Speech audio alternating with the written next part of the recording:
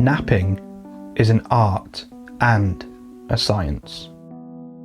It's not just for the procrastinators. In fact, if anything, it's for those who want to boost their creativity and productivity. If you're looking to increase your level of creativity, try taking naps regularly. Researchers found that napping boosts creativity by fostering the formation of connections between related items and facilitating the integration of new and old information. And that's not just me saying that, it's some clever bloke what I found on Google. And you know it's legit because they've included little blue numbers inside square brackets.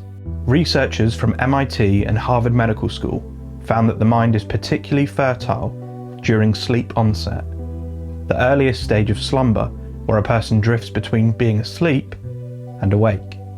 Various studies have proven that naps show long-lasting benefits in mood, alertness and performance compared to caffeine.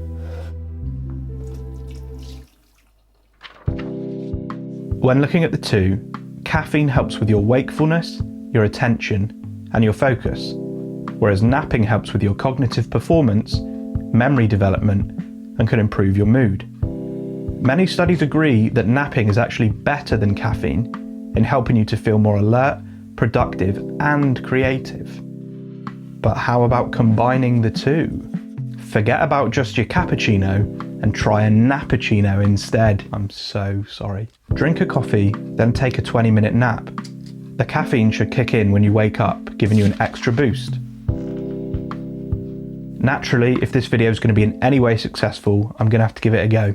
I'm going to enjoy a lovely little iced flat white, then get under the covers and see how many Z's I can grab. After doing some research, which is a fancy way of saying I did a Google, I found that there's an optimum nap time for creativity. 5 minutes? Not enough.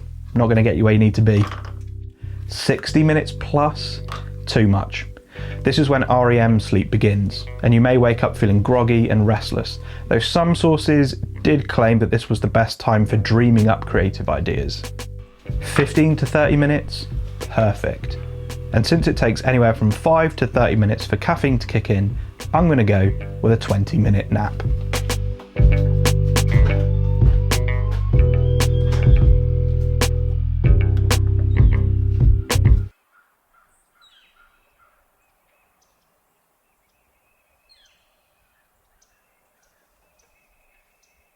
There's an abundant reservoir of high-quality information in our subconscious, and finding ways to access it can spark new material to draw from. This is an excerpt from the area of thought Memories and the Subconscious from Rick Rubin's The Creative Act.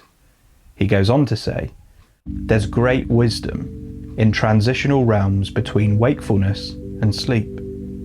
Right before you fall asleep, what thoughts and ideas come to you? How do you feel when you wake up from a dream?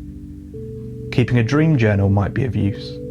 Place a pen and paper next to the bed, and as soon as you wake up, begin writing immediately with as much detail as possible before doing anything else." So what was my experience like?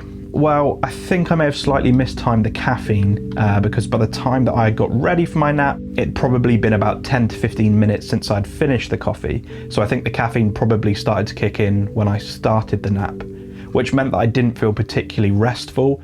This meant I couldn't fully lean into the nap as my brain was throbbing restlessly and I was keen to get back to making this video. This did lead to a bizarre feeling of push and pull in my head where I had this weird sensation that I was falling upwards, which was interesting. Ultimately, I found that today I didn't really feel that midday post-lunch slump in my energy levels that I usually do, so I didn't find that this exercise was particularly helpful. But I decided to use the opportunity of stillness to think of lots of ideas for the next couple of videos that I'm making.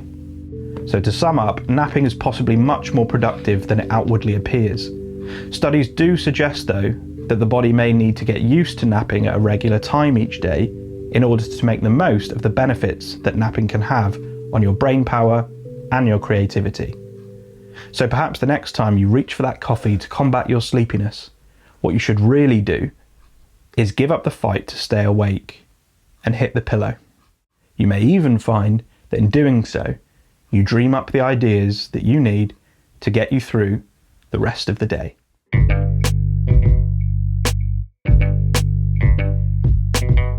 For more from me, you can check out my Substack where I post 3 newsletters every week, and you can find that linked in the description below.